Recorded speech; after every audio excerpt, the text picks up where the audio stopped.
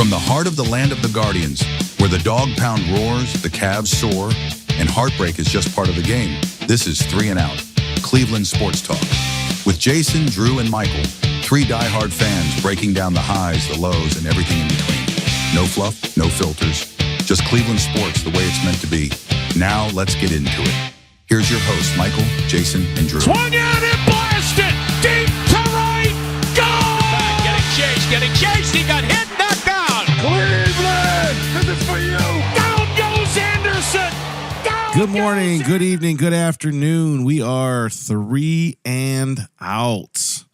We are -1 tonight, but he's going to be joining us later in the show. Drew had the opportunity to go down and watch the Cavaliers versus the Pacers and gives us a in-depth breakdown of the Game 1 loss. Spoiler alert, they lost. So we're going to hold down the fort here today, and we're going to break it down. We're going to talk all 3 of the sports. We're going to talk about the Guardians, who seem to be kind of starting to heat it up a little bit and make a play and being a first place in the Central. They're kind of a few games back still, but they're trying to make a run. Yep. And yes, the draft is over. But guess what? The Browns are not. The Browns are still browning, so we've got stuff to talk about with the Browns. Always and to talk about. Obviously, like I said, Drew's going to come in. He's going to talk a little bit about the breakdown of the Cavs. We're going to give you our opinion on what we saw, what we think will help fix them, but it doesn't really matter what we think because they're going to do what they're going to do anyways. But yeah. I say all that to say, Jay, how the heck are you? I'm doing great, man. Yeah? Do anything fun? Do anything exciting since last show? Well, I did go see Shucked the musical up in Cleveland. So Shucked. What is that?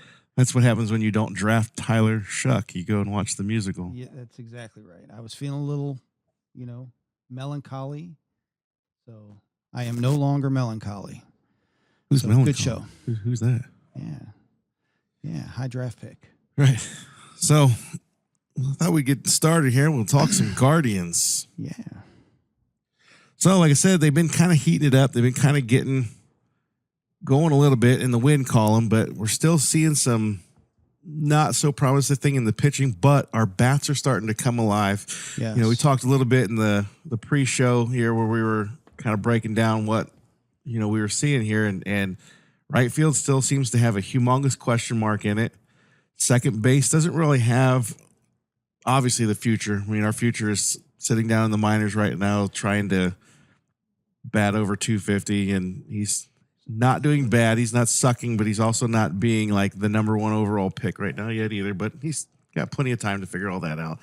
But I mean, you've got to bat over 300 in the minors. I think in the Double-A, if you're the number 1 overall guy and that's like your thing, wasn't defense. Yeah, it's your bat. Yeah, you've got to be slamming. The expectations are that you're going to be. Yeah, it's got to be better, buddy. Yeah, 100%. I mean, the good news is, like you said, 5 out of the last 6 games are W's. That's always a good thing. Yep. Obviously tonight we're dealing with some rain delay, and you'll see the lightning here in the background. That's an awesome effect I added in. So no game tonight, but I guess it was postponed officially. So, but 5 of the last 6, and the bats are starting to come alive. I mean, we have obviously Stephen Kwan still batting in the 330s, and Angel Martinez. So you'd say left field's pretty locked up then. Yeah, I'd say left field is definitely locked up. Center field seems to be. We'll call it Kwan Field. Yeah, that's right. That's right. One of the other bright spots is second base with Arias, yep. Who's Gabriel's done a fantastic job. I think he's still batting in the 260s. Defensively looking like a stud. Yeah, I mean, there's definitely some bright spots. We're a game and a half back of Detroit right now, so and I don't know exactly how many games, but it's got to be close to 162. I was going to say 162 sounds about right. So we got plenty of games. Pitching, it seems like it'll work itself out. It's got to work itself out. You've got one of the best pitching coaches in baseball. They're going to figure out whatever it is that needs to be figured out. I don't know if it's mental games right now, if it's just knocking the rust loose, if it's just trying to find the keys components to put in the rotation, who should be in what spot of the rotation, if it's the bullpen that needs to really just kick it all together so that these pitchers, maybe even these starters are feeling like they've got the pressure right now to be more than what they need to be because we're not seeing the lights out performance from the bullpen. You don't know what you're going to get from the closer role from night to night. You don't even know who your closer is going to be half the time. So, they haven't made an official announcement on making that change or anything yet, but still, maybe that puts a little extra pressure on you knowing, boy, we got to be almost perfect if I want to walk out of here, with a win. Well, because the bullpen. I'm not going to do a deep dive into stats, but batting wise, we're maybe even a little less than middle of the road, as a team. But pitching, there are some very good stats. One of the troubling signs is, we're 29th in the league in quality starts. That's not good. So, because I don't think there's many teams below 20. I think there might be one. Wow. Yeah. That's not good. Guards got to do better there. We need quality starts, and but again, I think part of our, what we are as a team is that our starters aren't, they're not required to go deep. Right. And so maybe that's, something to keep an eye on. I don't know. We'll see. Time will tell. Time will tell. 162 games to go. Right. And the weather's been really crappy lately, too. So, maybe that plays into it. Maybe once the sun starts shining on a consistent basis. Yeah. Have you ever tried to throw a ball in the cold? I have. In the rain? That's not fun. No. I go sit in lacrosse games right now, and it's terrible. Brutal. Every day that we play, it's raining, it's pouring, it's torrential downpours and thunderstorms everywhere. So maybe we just need some sunshine in our life. Early May in Ohio. That's what you get. Right. So, well, they say April showers bring May flowers. Well, maybe April showers bring terrible pitching. Yeah. Maybe May brings good pitching. Who knows? April showers have brought May showers is basically what we've got. Right. So. Oh, good times with the guards. Good times with the guards. Well, I'd like to shift our focus and talk about a more promising topic, even though what we're going to talk about is not going to be very promising right now. But I'd like to shift our focus and talk some Cavs here. Like I said, here in a few minutes here, I'm going to switch us over to Drew, where he's going to give us a breakdown of what he saw firsthand, the experience that he had at the actual stadium there, and just the personal experience of watching how gassed some of our players looked. Because, I know we could see it from TV land, but it's different when you're there and you can keep your eyes on somebody and watch them the whole time and just realize, like, this guy is doing way too much right now. And that's something, we kind of talked about that early on. Like, how are the rotations in the playoffs going to look once they started? Would they change from series to series? And they didn't really seem to change much, but it seems that I don't know what they're doing with Garland right now. I don't know if he's actually hurt or if they were just riding that. They played really good basketball in Miami those last two games without him. Yeah. One was a 50-point blowout. Yeah. So I don't know do you ride that hot hand going into the next series and say, let's just rest him as much as we can, and did that bite you in the butt? I honestly, I don't have an answer for what happened, but I don't either. But my take is that if this were a closeout game or a game 7, he would have played. Yeah. But I think he's certainly nursing an injury, and those toes are, as much starting and stopping, and the way that he plays in general, that can't be a comfortable thing. He's been practicing and shooting, but it's been a no contact type deal, I guess, and. I think you're probably right, though. I think they probably were like, you know what, we've been doing great without him. Let's let him rest. This isn't our last series. We've got more to go. So, but to your point, we were like gassed is putting it very nicely, And when we talked about those rotations a couple episodes ago, we talked about having the depth that some of these other teams we wouldn't be facing had. And, last night we played 9 people.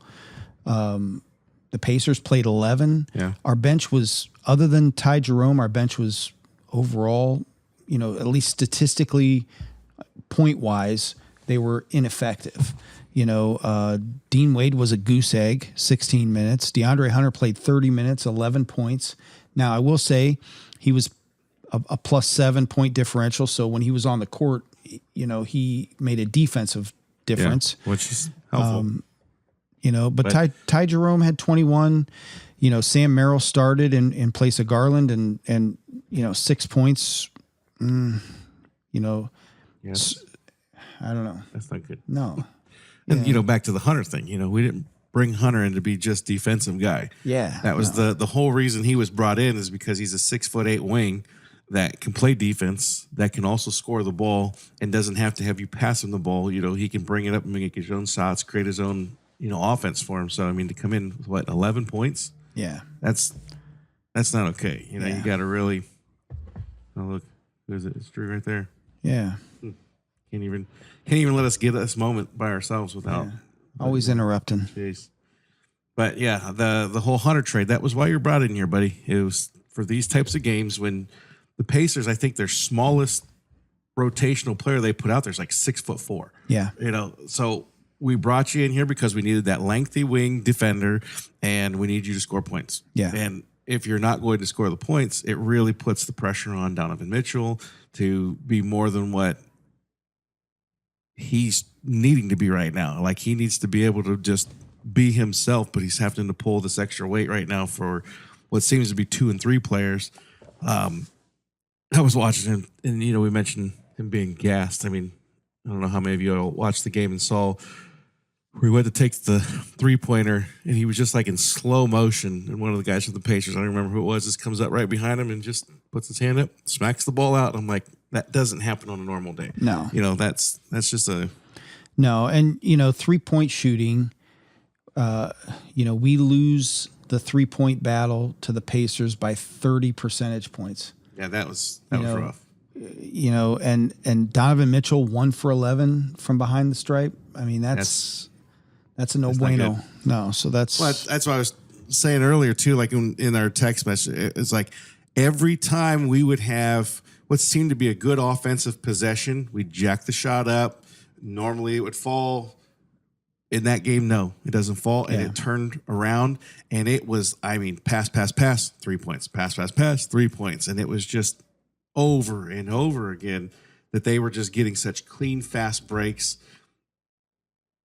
and we were not able to capitalize on any of our big offensive possessions to make it to where, we could get a sustainable lead. We had the lead a couple times in there, but there was never a time where we could just get enough momentum to keep running with it, because they were running up and down the floor with every missed shot we made. They were just taking advantage. And we were playing a different brand of basketball than what we're used to watching. So, but the encouraging thing, I thought the post-game press conference, Donovan Mitchell,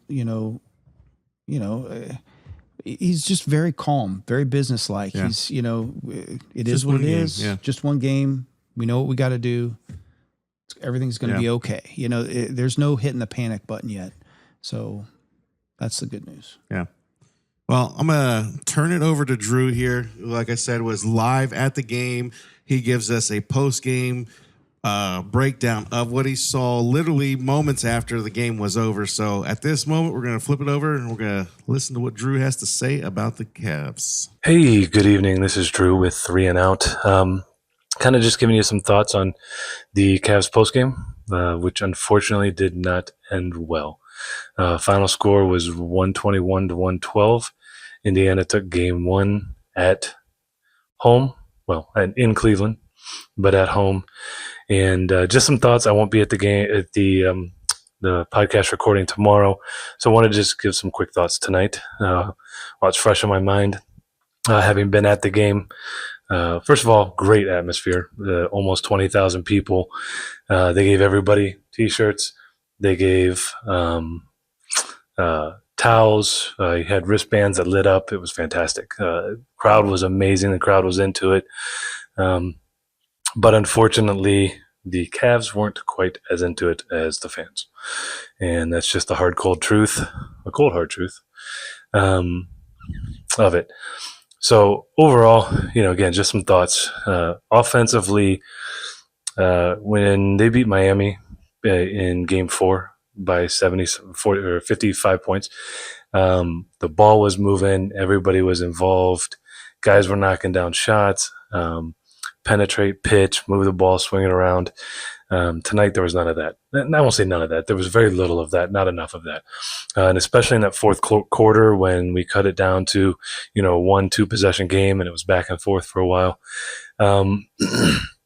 It was Ty Jerome going 1-on-5, Donovan Mitchell going 1-on-5, very little ball movement, too many possessions of one pass, no passes, no kicks, no, maybe a ball screen, just very little offense late. And that was disappointing for a team who's kind of built an identity this year of, moving the ball, pushing the tempo.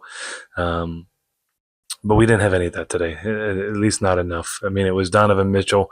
When we came roaring back after we got down, was 68-80, and Donovan Mitchell was taking the ball to the rack every possession, getting to the free throw line, making layups. But I said with about 2 minutes to go, minute to go in the third quarter, he was gassed. I don't know if they showed him on TV, but he was gassed, and they took him out. He didn't come back in until about the 7-minute mark of the fourth quarter, and he just was not the same. And they didn't have enough when he wasn't on the floor. At one point, again, during the fourth quarter, Mobley was a -17 in his minutes, and Donovan was actually a -16, which was surprising but disappointing. But offensively, Mobley has a good stat line, but largely ineffective. Allen was nowhere to be found most of the game. Hunter was abysmal on the offensive end. I can't tell how many times he lost the ball, he tripped, he fell, it was ugly. I'm glad he's okay when he took that spill and hurt his hand. He came right back out. And got back on the floor, so that was good to see. But other than that, his play was bad. Defensively, overall, the biggest issue is we spent the entire game chasing the ball. They were doing what we should have done. They were moving the ball. They were sharing the ball, penetrate, and they would penetrate to one side and just kick it to the opposite corner or the opposite wing. And we were just chasing the ball and couldn't catch up to it. And it was constantly trying to fly at guys while they're already in the shooting motion. It was too late. And they ended up, I believe, it was 19 for 36 from three. We were, at one point, I looked at 8 for 37. You're not going to win games that way. And, even without Darius and a bad shooting night, we still had our chances, which is good moving forward. That's the good news is, I don't know that we can play a lot worse. Hopefully. I say that knocking on wood. But defensively, that's what it was. We spent the whole game chasing them. I don't think we did a bad job guarding the ball. I'm going to get to individual players here in a second. I don't think we did a bad job guarding the ball, but it was, I felt like there were times where we were helping when the guy guarding the ball didn't need help. And, guy coming down the middle, but still dribbling away from the basket. We're coming over to help, and then he's kicking it opposite, and our help can't recover in time. And, so I don't know. Hopefully that's something they can fix. I think it'd be easy to see. So hopefully, defensively, I think there's things that are fixable. Offensively, just not being able to hit shots. I mean, there was, from Isaac Okoro to, Dean Wade and Sam Merrill and Max Strus and Ty Jerome. I mean, again, his stat line will look good, but he didn't play that well. He had a high volume of shots, to be honest. I don't even know how many he took, but he was very aggressive offensively, and I think sometimes to the detriment of the team. A couple times he pulled up in transition, from 25 feet, 30 feet, when it was 1-on-3. Missed a shot, and those are shots. If you're going to take them, you got to make those. Killed momentum, killed runs. If he makes them, we were up 1 on the 1. If he makes it, we're up 4. The crowd's going to be roaring. But he missed, and I believe they went down and hit a corner 3. The other thing that killed us defensively in the fourth quarter was second chance opportunities. We did not secure the rebounds well, and they almost always capitalized on the second chance opportunities. So that was a killer in the fourth quarter as well. Individually, Donovan wasn't bad. I thought he was the one guy. There was two guys, but he was one of the two guys that really understood the gravity of trying to win game one at home, or at least not lose game one, because that's big. And you don't want to lose game one, especially at home. But he just didn't. He couldn't carry the team. It did look like he ran out of steam, and at one point, just you could see it in his manner, you could see it in his face. He just was done. And but he played well. I thought Max Strus actually had a really good game. You don't know how much shows up on TV, but when you're watching him, he's was all over the court, trying to do the little things. He didn't have a great offensive game, but trying to get loose balls and trying to fight for extra possessions and things that other guys weren't willing to do. So hopefully, some of that will rub off. They can watch him film. They can see the little things he was doing, and other guys can start to do it as well.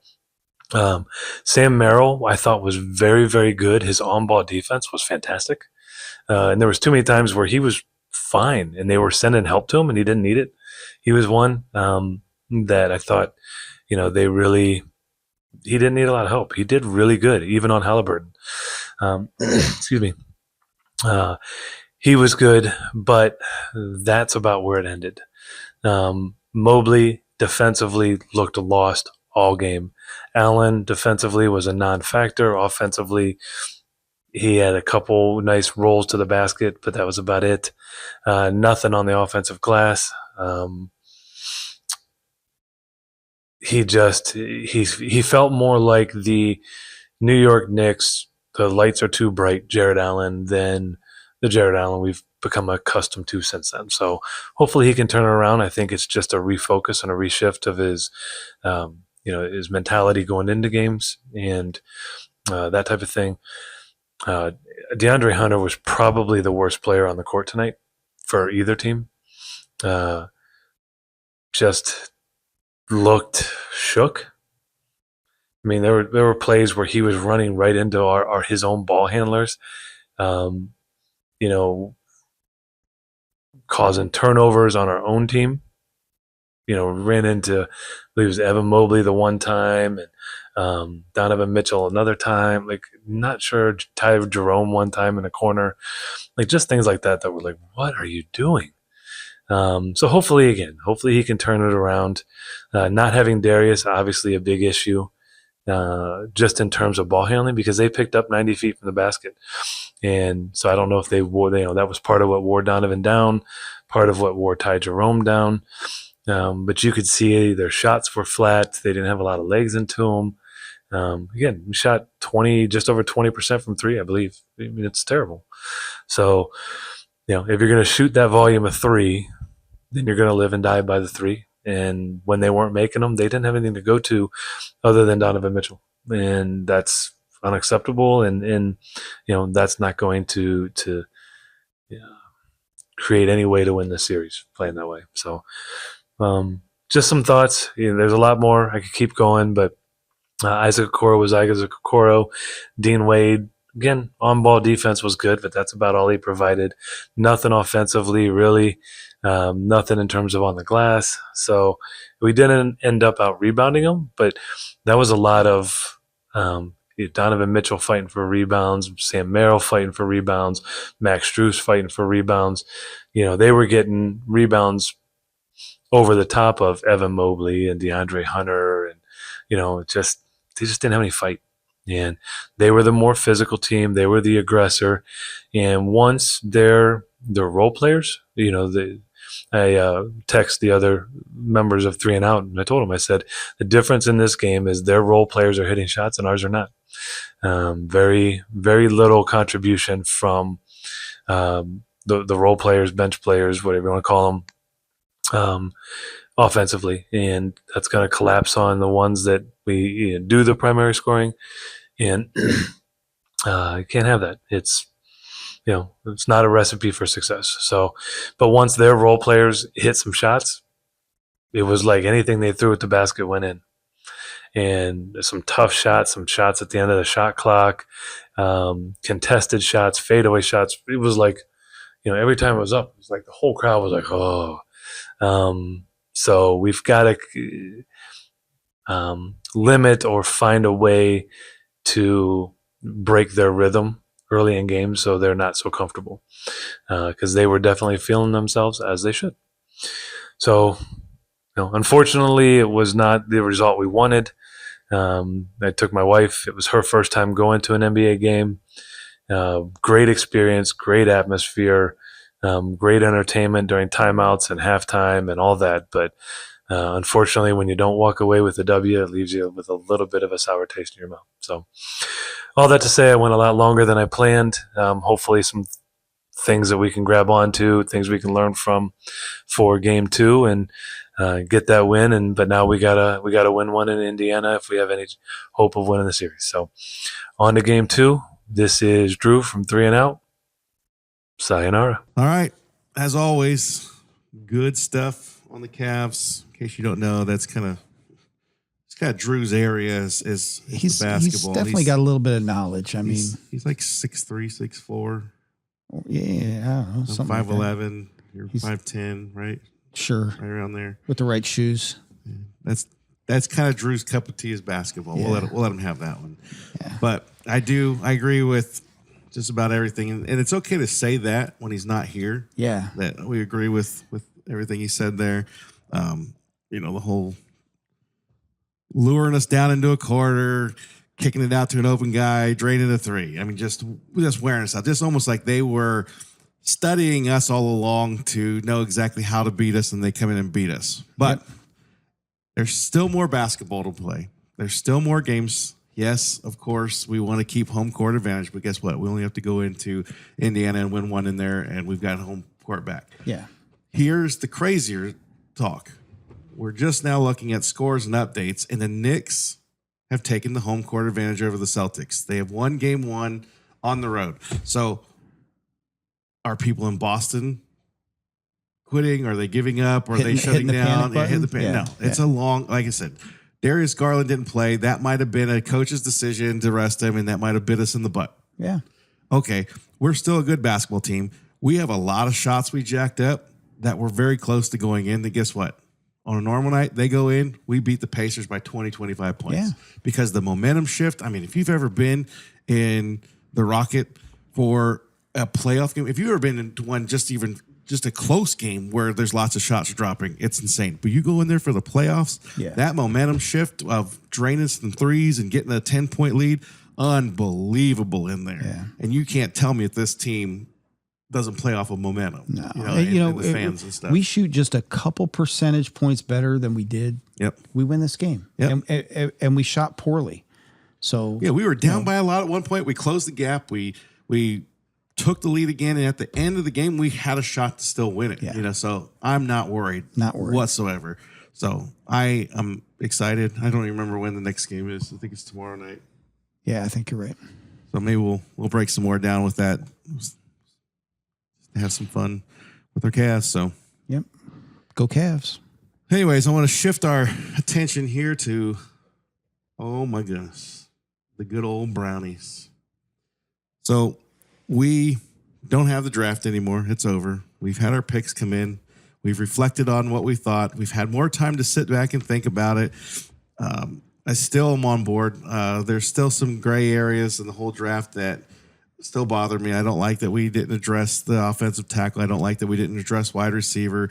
I don't love that the only receiver we brought in was a friggin' head case. He's played for almost every AFC team or AFC North team now, and he's just a nut job in Deontay Johnson. And our favorite thing was when he was in Pittsburgh and Kenny Pickett was his quarterback, was how many times he could drop the ball, because there were so many times that he was wide open and a ball would be thrown right to him and land right in his hands and he would just drop it. I mean, just drop it. Yeah. And guess what? Now we get that. And I'm really excited about that. So that's a plus. Don't draft any wide receivers. Don't draft any good. Why would you draft one Right. when Deontay Johnson's Right. up I mean, there? he's sitting there for free, Right. basically. Basically, right? Jeez Louise. And to add a little salt to that, he's currently sitting on our depth chart as our number 3 wide receiver. Right. So, Right. I mean, I have seen Amari Cooper's name tossed out there. I don't know where I'm even at with that. I mean, his last stint with us was sucky. He didn't look terrible in Buffalo, but he also didn't do anything really in Buffalo.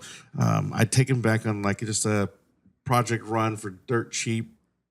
veteran presence. Yeah. I mean, he did go with Flacco. They had some nice stuff. The Winston thing didn't work out. No, not Winston. Who was the other one that he was like dropping the ball almost like it was on purpose? Was that Watson? Last year there was like 4 or 5 ones that like were thrown to that hit him right in the hands that he just like dropped, and it was like, dude, that was no way that was legit Amari Cooper. That wasn't the real Amari Cooper. No, I feel like it was a statement. But yeah. So that was contract related, in my opinion. Right, that's what I was thinking too. Those are contract ops. Something was. I don't like Watson. Get him out of here, or I don't catch the ball. Yeah. Possibly. I don't know. But like I said, I don't like the offensive line. Has some depth. We do have players on there that we can shift around. We sucked really bad on the offensive line last year, but we also brought in a new offensive line coach. So I'm anxious to see, if that kind of gets fixed up. And maybe there wasn't a need for any depth, to be added to that. I was looking at a list of available free agents today, like the best, and J.K. Dobbins was at the top of the list. Like he was smack dab right up there. It was funny as all get out to me because I think number 10 was Jedrick Wills. Really? And number 11 was Nick Chubb. So they actually had valued Jedrick Wills above Nick Chubb, which is crazy because I feel like that's kind of where the Browns are at with him too. Not that they value Jedrick Wills, but like just their value of him in general, because he's another one that I'm bummed that I feel like we may have seen our last number 24, Nick Chubb. Well, that's the big rumor right now. They restructured Ford's contract. He took a big pay cut to come back next year. And the rumors, nothing's concrete yet, but the rumors are that was what sealed the deal. That's what could be sealing the deal for Nick Chubb. I hope not. I still think I'm always the optimist, and I'd love to see them still be able to work something out to bring him back. The fact remains, having 4 solid running backs, it's not a bad thing. Never, especially. I mean, look, let's use this for a prime example. Nick Chubb against the Steelers. Goes down. Yep. What do you have? Jerome Ford had like 2 good games after that. Yeah. And then what? Now you've got Dylan. Was it Dylan Sampson? I always screw that name up. Yep. You got Dylan Sampson. You got Jerome Ford and Quinshawn Judkins. So if you bring a guy like Nick Chubb to start the season out, he starts playing good. Maybe he's got a little wear and tear on him. Maybe you lessen his load and you bring Judkins in. Was that a bad thing? No, I feel like, especially when you got 2 rookie running backs, you want to get them broken somehow, some way, and not have to put the day one pressure of them being the starting. I mean, running back's probably a little easier than say quarterback or offensive line. Here's the ball, find a hole, run. But and I think if Chubb could have found a team that was willing to say, hey, you're going to be our number 1. We're going to pay you number 1 money. You're going to come in and be our guy. I think that would be attractive to him. Yeah. But to go somewhere, I've heard Chicago rumored. Yeah, you're not starting. You're not starting in Chicago. And I don't think his legacy, he's at the point where he's talking legacy here. Right. Do you want your legacy to be that you played all these good years in Cleveland and then you went to Chicago to be a backup for, what? I mean, Jerome Ford money, $1.5 million, $1.75 million. And at that, we can't afford to pay him that. Like that's crazy to me. Right. I mean, and our 4th running back right now is Pierre Strong, who also plays special teams. But given the choice, give me Nick Chubb all day long. Yeah, any day of the week. So, I mean, I'm still optimistic. I also am still optimistic that we're going to find a wide receiver, a veteran wide receiver, not Deontay Johnson. Well, somebody will be cut. You would think. Yeah, there's going to be Come training movement out camp. there. There's going to be movement. You know, I don't know what the number is of wide receivers that were drafted this year, but there's going to be movement. Not Right. everybody's going to make these rosters, and there's going to there's going to be people some available. guys too that just can't afford the rosters that they have, and they're going to have to figure out. I don't know how it all works. That's where Drew kind of comes into play, where at certain dates, certain people become more expensive if they're still on the roster and stuff. But Right. I forgot all about the fact you mentioned it last show. We're linked to Brandon Ayuk. Yeah. Like they didn't want much for him. I mean, they let Debo go for nothing. Yeah. So I mean, there's definitely some talented wide receivers out there that I think would love to come and be a part of what we've got going on. Maybe not the Kenny Pickett scenario, but definitely I'm the curious Joe Flacco if there's bonanza. a handful of wide receivers who are skilled at catching passes from left-handed quarterbacks. Right. I mean, we seem to have one of those in the quarterback room right now. I feel like it changes everything. It doesn't really. That's the rumor anyway. It changes everything. I got to thinking about that more and more after we did that program, and it was like that was like the most flawless transition. It was almost like people were like, "Wait, Joe who? He played here? Yeah, literally like 4 games ago he played here, and then he's in Kansas City." And Steve Young is like putting this team together. Like they didn't go and revamp the whole offensive line. They didn't go and revamp. No. I do understand they did have, substantial talent. It was in the middle of the dynasty, right? Every player out there, but I mean, when I play Madden, it's weird and awkward for me to have a left-handed quarterback when I drop back to try to play, because the routes are different. But it's not necessarily that the routes are different. It's just that like your post patterns. Yeah. This receiver that was your number one guy with a right-handed quarterback, maybe on this side, he may now need to line up over here. Yeah. But he's running the same route, essentially. So it's not that big of a change. So I say all that to kind of reiterate something with this. I'm going to throw out a big, not ticket item, I'm going to throw out a big take. I don't think Shedeur Sanders is on our roster come day one of the season. You're not alone on that take. Now, you could 100% be right. My take is that on September 1st, we're going to have 3 quarterbacks on the roster, and I think, personally, that Kenny Pickett is the odd man out. It's going to be interesting how this whole quarterback battle shapes out over the summer. Kenny Pickett is, he's a little bit more of a known commodity in the NFL. He's had 2 years at Pittsburgh, 1 year at Philly, obviously limited exposure in Philly, but he's a known commodity. So the pressure is Super on Bowl winning. Super Bowl. He does have a Super Bowl ring, but the pressure's on him, in my opinion. He has to ball out and show that he has taken substantial steps and can lead this team.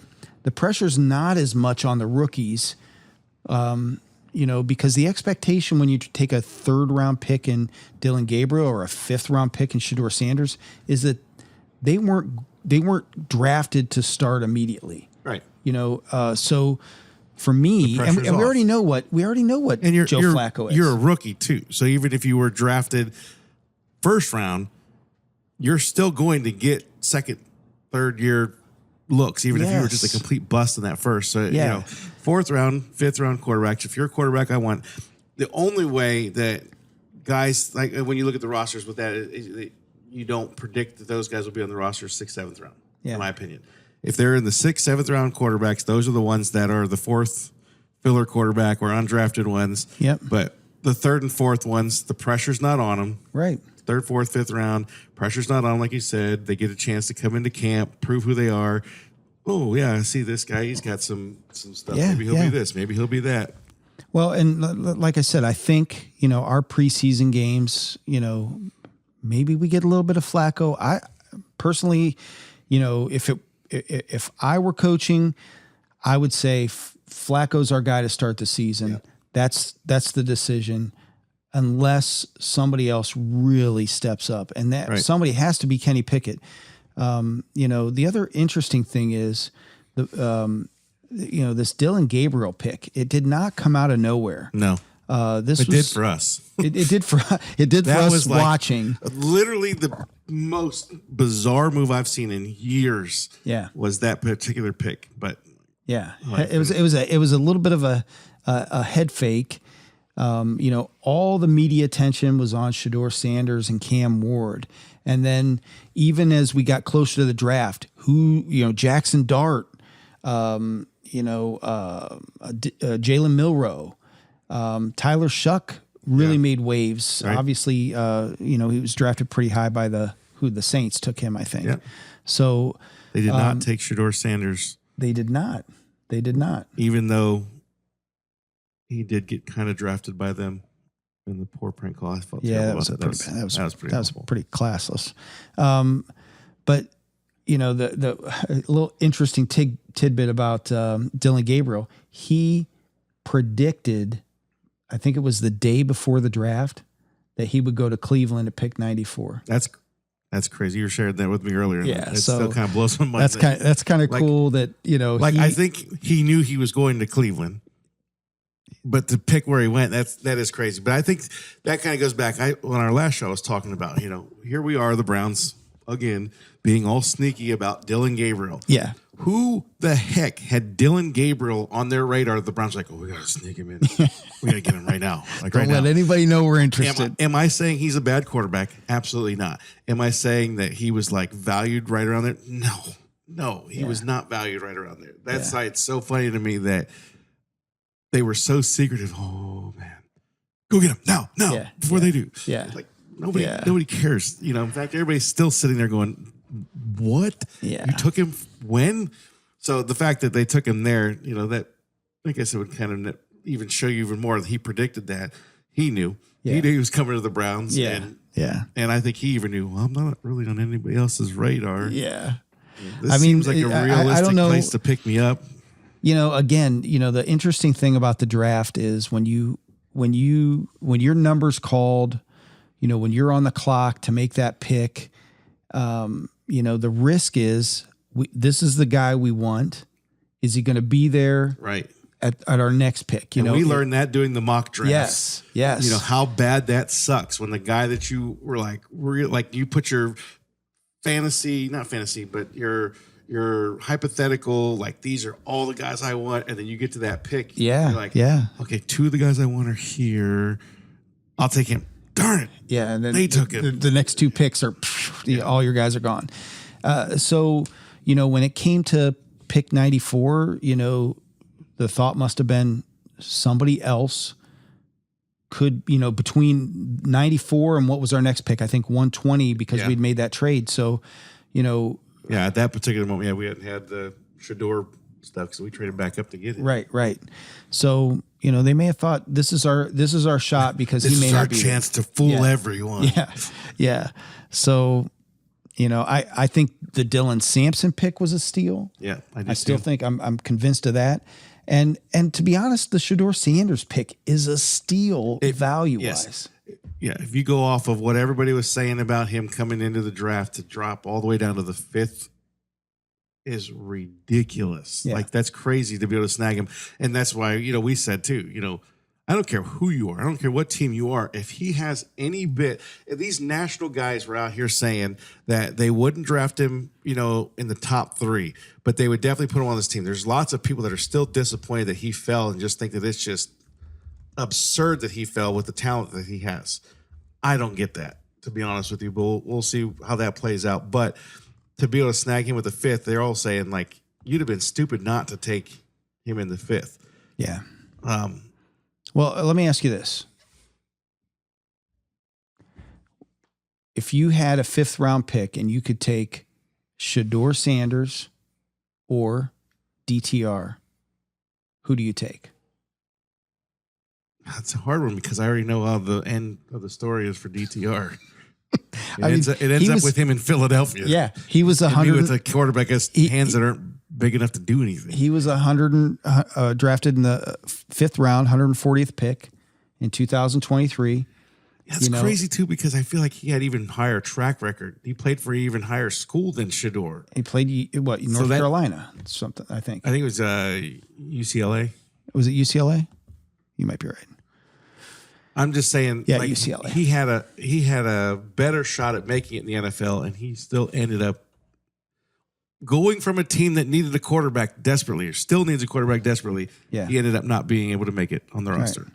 So that's kind of scary to think that, that guy could be terrible too. I mean, here's the thing with Shedeur, there's no risk. Right. That's what I was just gonna say. There's this. It is what it is. He doesn't work out. He doesn't make the team. He doesn't make the team. But if he does, Barry and Stefanski are going to look like geniuses if this kid, the big question is, can he come into camp? Can Shedeur Sanders come into camp, absorb everything the NFL, the playbook, the schemes, the language, the professionalism, you got to remember, we're not talking about you get the playbook. Okay. You come in here, you learn the schemes, you learn the language, you learn all the offense. Can you learn how to make people respect you? Yeah. Because you're coming in with your back up against the wall because you've got a reputation already coming in. And now you're supposed to come in here and try, if it all works out the way that it's supposed to work out for Shedeur in the Sanders camp, and he becomes the starter, you're the leader of this franchise. You're the face of this franchise. Can you make this squad want to play hard for you? Yeah. That's going to be very telling over the next couple months, to see, because maturity wise. Yeah. Yeah. Well, that's what I say, it's going to be so, camp is always a fun, we're all, hoping nobody gets hurt. This would be the year to have Hard Knocks. Yes. Right now. Yeah. Right. It's going to be fun to see how this whole thing shakes out. It's going to be a heated competition. I think everybody realizes that somebody's going to be the odd man out. Mm-hmm. I personally struggled to think, I think the intention was to draft Dillon Gabriel. I think he was their guy initially. I think everything, personality wise, character wise, scheme wise, I guess. I don't know. What's that? Scheme wise, I guess. Yeah. I don't know. They obviously thought highly enough that in a year when maybe the quarterback class wasn't, as thick as it's been in the past, they thought highly enough to use a 3rd round pick on him. He's not going anywhere. Right. But Kenny Pickett and Shedeur, teams have cut 5th round draft picks before. Oh yeah, easily. So that's not hard to do. Yeah. Usually the linebacker is usually where you pick one up. Yeah. Right around there. Yeah. Our whole special teams unit, right? I had a couple thoughts on this whole scenario where you look at the schools that these kids came from. So Dillon Gabriel's the biggest question mark out of all of them when we go and we pick up Dillon Gabriel. Dude played for Oregon. Mm-hmm. And literally they were the best team in college football for a good portion of the season. Yeah. So when you think about guys like Shedeur Sanders and he's the guy, and Cam Ward is the guy, but they haven't really done anything. And a guy like Dillon Gabriel comes to you in the 3rd round. It's just funny to me to think when you're talking, this quarterback room not being as deep. Why was that kid such a shock to be picked up there? He was the leader of a team that was doing it on the highest level of college football, for very, very many games. Yeah. Well, and I think Drew and I had a conversation about this. The Heisman isn't necessarily a ticket for success in the NFL, but Dillon Gabriel was 3rd in the Heisman this year to Travis Hunter and Ashton Jenney. Travis Hunter the bus. Yeah. Yeah. But so we'll see how it all turns out. It's going to be exciting. I'm pumped to see how camp goes. I still think, we're going to see some roster shakeups here as things go. There's always a guy that you don't expect to get cut. Yep. Yeah. And I think we could be the beneficiary. I think maybe that's what they're banking on. We're going to be the beneficiary of one of these teams that is stacked with wide receivers, that drafted one, and they're not going to cut their fresh 3rd round draft pick, but a guy that they drafted a couple years ago that really hasn't showed out. Yeah, might be there for us. Yeah. So I told you my hot take on that whole thing, and I think going into this season with the quarterback play that we have, I think that the whole fact that Gabriel predicted where he was going in the draft, it was to the Browns. The fact that the Browns snuck around so much, they have a very high opinion of this kid. Yeah, it's higher than anything. We all thought that it was a knee jerk move. Jalen Milroe gets picked, 3 picks prior, and then boom, Dylan Gabriel. Yeah. Well, it's almost like they had wrote down their board that it was going to be quarterback, and then he was gone. It's like, oh, this guy. Yeah. No, we were wrong. That's the guy they wanted all along. They never wanted Jackson Dart. They never wanted Milroe. They never wanted Shador. They never wanted, maybe Cam Ward, but they knew that he wouldn't be available. But that was their guy all along. So that guy will be on the roster come week 1. No doubt in my mind. Yeah. I do believe that Joe Flacco was brought in here to be a mentor with a chance to compete for the starting job. But I do believe that the hype is real, that they wanted Kenny Pickett to be QB1. I was so blown away by that move as well when they brought Kenny Pickett in that I thought, oh, well, whatever, just some depth on the roster. He had some wins. Maybe he's a good clipboard holder or whatever. But it sounds like if they had it their way, just some stuff I've seen some press conferences. I've seen some articles wrote that Kevin Stefanski wanted nothing to do with Shador. Yeah. Nothing. And that when that pick came up, that Jimmy Haslam was actually present in the room and coaxed Barry and said, go get the kid. And honestly, like we said, I don't think that's a bad move whatsoever. And if the owner comes in and says to do it in the 5th round, fine. As long as he's not in the 2nd pick overall saying, you have to draft this guy, whatever. It is what it is. However, I do think after reading all of that kind of stuff that it really kind of painted the picture of Shador, you're here. Here's where you need to be. And you've got a major steep hill to climb to get there. So in order for him to really earn a spot on this roster, I think come week 1, I think he is going to have to be perfect. Yeah. I think I'm talking everything. I'm talking not just going model out. Citizen, the whole thing. Yeah, going out and doing the kids camps that he said he said when he came to Cleveland, he was going to be involved in the city, and he immediately went out and started, the kids camps. But your maturity level, it's going to have to be spot on. Your throws in practice are going to have to be perfect every time. Can the kid handle the pressure? I absolutely think he can. Is it a win-win if he balls out and becomes? Yeah, absolutely. Yeah, I mean, listen, we're Cleveland fans. Are we going to be on board? If one of these guys turns out to be our QB1, we're all going to be on board. Right. It's a win-win scenario. Yeah. If one of these guys beats another one out, it doesn't matter if I picked him with the 2nd overall pick and I have to cut him because he got beat out by this guy. As long as that guy's playing at the level that we need him to be. I mean, obviously, I don't want to be at the number 2 overall pick and be a bust, but you know what I'm saying. Here's the interesting thing about this. It was weird when we drafted Baker.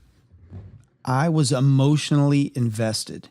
He was my quarterback. He was going to be my quarterback from day one. Right. I was emotionally invested and took it personal. When people threw shade at him, I was defending him. That's my dude. Yeah. With this quarterback room, I don't care who emerges. Joe Flacco's my guy. Only because we have a connection now. That one little playoff run that he made. But we all know he's not a 5-10 year piece of the future for this. Right. He's going to be here this year, and he has a purpose, right? But the other guys, listen, I hope one of them emerges to be a long-term guy. I really do. I really want Shador to work out. I feel like it's a great story in the end, but I feel like he needs the humble pie because I think it's not a win-win in that case of he comes in here and proves everybody wrong and comes out there, I feel like that screws the ego up a little bit. I feel like there's going to have to be some life lessons along the line. I can get on board with Gabriel. Yeah. I mean, if this is the guy, this is the one thing that I'm not afraid of. We are going to have a quarterback that's going to win us ball games this year. I can promise you that. The one thing that we have seen in the Kevin Stefanski system is that he knows how to get things out of quarterbacks. Jameis Winston is literally what he is. Yeah. He's an interception throwing machine who will throw as many touchdowns as he throws interceptions. Has been his whole career. We got good play out of him, but that's not going to work long term here, and obviously it didn't because he's in New York right now and not with us again. But Baker had good play when he was here. Joe Flacco, great play when he was here. We had guys all the way down to I just lost his name, PJ Walker coming out. Did he win games? Yes. Did he win games?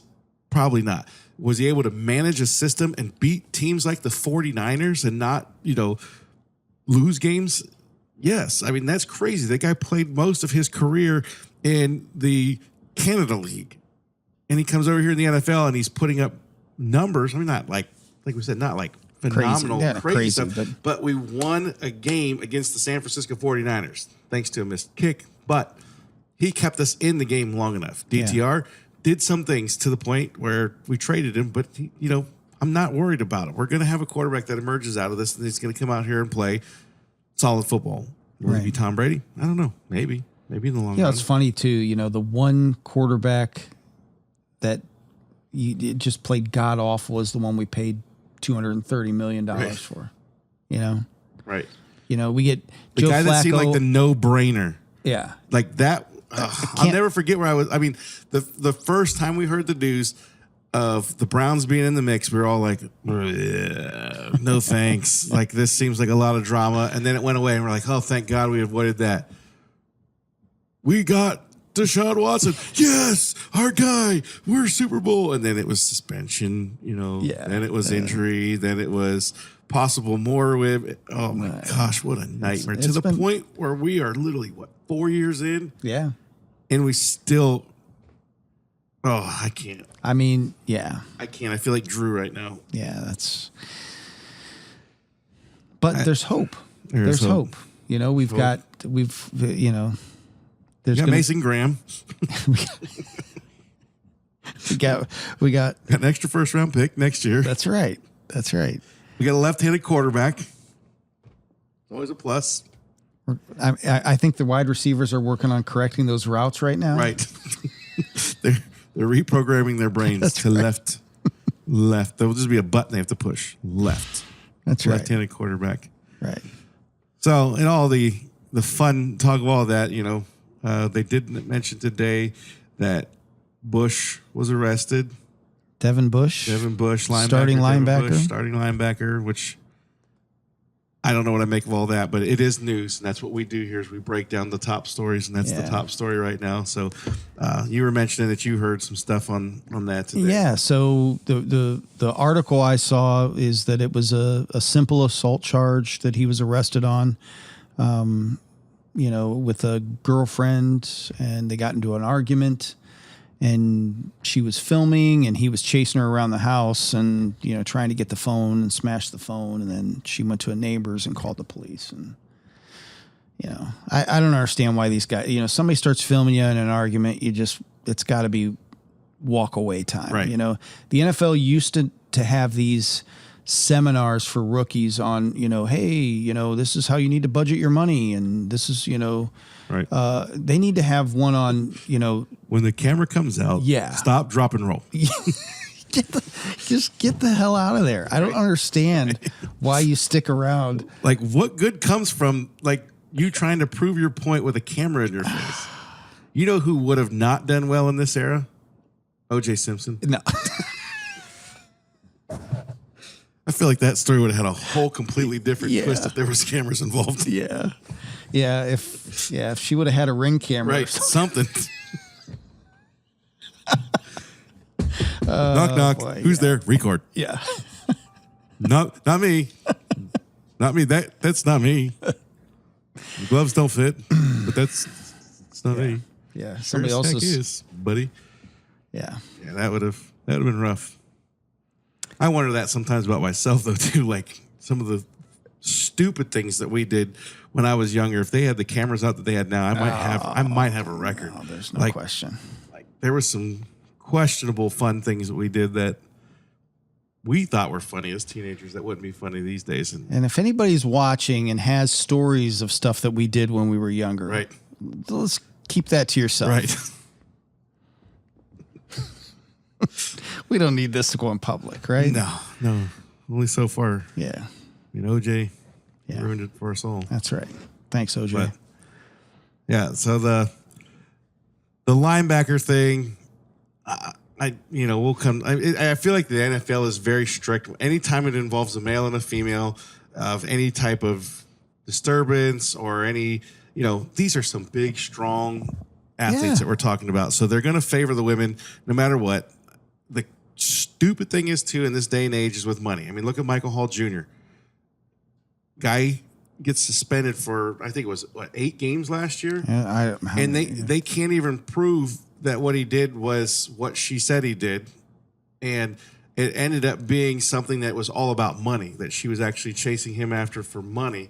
And that's just a really rough position to put, like you're talking about. These guys are young. You know, these are rookies coming in. I mean, like we said, these kids are the ages that we were doing all of our stupid stuff at, and here they are with millions of dollars in their hands now, and people that know that, and they're trying to just get anything they can out of these guys financially. So I don't know what'll come of the whole Devin Bush thing. I hope he's there day one, and I hope he didn't do anything stupid, because if he did something stupid, then no tolerance. Be gone. I mean, you're an idiot. There's no tolerance but if you didn't, for stupidity, so, but that's the whole point, These guys, they need to be smarter than that. There needs to be some educate. It's not like there's not history, right? Every year the NFL goes through this where guys are, making big mistakes, doing stupid stuff. A lot of times it's us, whether it's Josh Gordon, Deshaun Watson, Michael Hall Jr. There Devin certainly Bush. is a pattern with here. Cleveland. So yeah, Mason Graham, keep your nose clean. Yeah. That's assuming that he does other things. Nose clean. But like I said, I hope nothing comes of this, because that'd be awesome to have him play. Because then I'm gonna mess his name up, but that Carson Schwarzenberger. Yeah. I mean, we're already feel thin like, at linebacker. Yeah, I was gonna say, I feel like he's coming in. I mean, that's a 2nd round pick. He's coming in as a pretty predominant piece to the puzzle. I think he's going to be just fine locking it up. But like, you said, we don't know where JOK status is right now. Devin Bush. You got the roster over there. Yeah. I just lost his name. The other linebacker. Jordan Hicks. Yeah. And Diabate. Yeah. I mean, we're already kind of thin at linebacker. We can't afford to have one be gone just because of something stupid that he did. If allegedly, whatever. But it is what it is. Yeah. So all good stuff, though. We got 162 games left in the Guardians. The Cavs play tomorrow. And they've lost 1 game. Yeah. Not worried about it. I did just see come through that Atkinson won Coach of the Year. Well deserved. That's a plus going into game 2, knowing that you're the best coach in the NBA right now. Yeah. So Browns are the Browns. I'm sure we'll have more fun stuff to talk about with them. Always. But I don't know. I got nothing else to say about it right now. I mean, I don't have Drew here who would have something else to say. But I'm sure he'll have a rebuttal for everything that we talked about today. Sure, we'll get a text tomorrow once this actually hits live. Yeah. But if you see this video, if you see these podcasts, share them amongst your friends. Please get the word out that we want to hear from you. We like talking with you. Hope you hear something that you like from what we have to say. But until next time, we're 3 and out. And we are out. Later. Thank you for joining us on 3 and Out. Be on the lookout for more episodes.